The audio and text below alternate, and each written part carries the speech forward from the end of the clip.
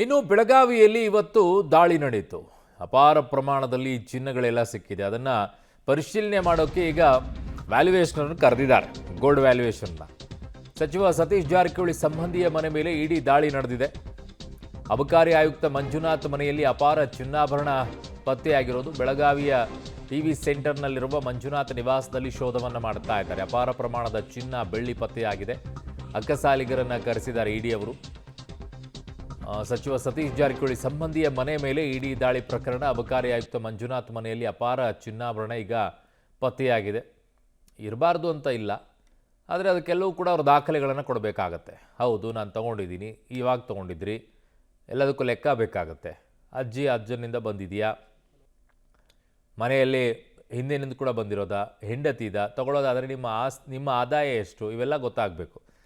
ನನ್ನ ಸಹೋದ್ಯೋಗಿ ದಿಲೀಪ್ ಕುರಂದವಾಡೆ ನನ್ನ ಸಂಪರ್ಕಕ್ಕೆ ಸಿಗ್ತಾ ಇದ್ದಾರೆ. ದಿಲೀಪ್, ಈಗ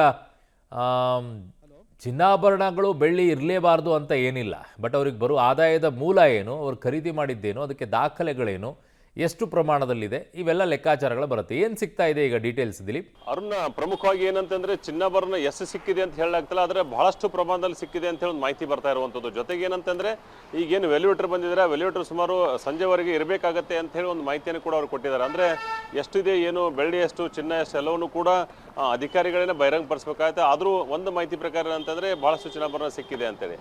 ಜೊತೆಗೆ ಇನ್ನೊಬ್ಬರು ಅವರ ಅವ್ರ ಜೊತೆಗೆ ಏನು ರಿಯಲ್ ಎಸ್ಟೇಟಲ್ಲಿ ಜೊತೆ ಅವರ ಕೈಸ್ ನಿರ್ವಹಣೆ ಅಂತೇಳಿ ಅವರ ಮನೆಯ ಮೇಲೆ ಮತ್ತು ಅವ್ರ ಕಚೇರಿ ಮೇಲೆ ಕೂಡ ದಾಳಿ ಆಗಿರುವಂಥ. ಹೀಗಾಗಿ ಈ ಸಂಬಂಧಪಟ್ಟಂಗೆ ಬೆಳಗಾವಿಯಲ್ಲಿ 4 ಜನರ ಮನೆಯ ಮೇಲೆ ದಾಳಿ ಆದಂಗೆ ಆಗುತ್ತೆ. ಯಾಕಂದರೆ ಈಗಾಗಲೇ 3 ಜನರಾಗಿದೆ. ಈಗ ಅಧಿಕಾರಿಗಳನ್ನ ಹೊರತುಪಡಿಸಿ ಏನಂತಂದರೆ ಒಂದು ರಿಯಲ್ ಎಸ್ಟೇಟ್ ಏನು ಬಿಸ್ನೆಸ್ ಮಾಡ್ತಾರೆ ಕೈಸ್ ನಿರ್ವಹಣೆ, ಅವ್ರ ಮನೆಯ ಮೇಲೂ ಕೂಡ ದಾಳಿ ಆಗಿ ಮತ್ತು ಅವರನ್ನು ಕೂಡ ಪರಿಶೀಲನೆ ಮಾಡ್ತಾ ಇರುವಂಥದ್ದು. ಅರವಿಂದ್.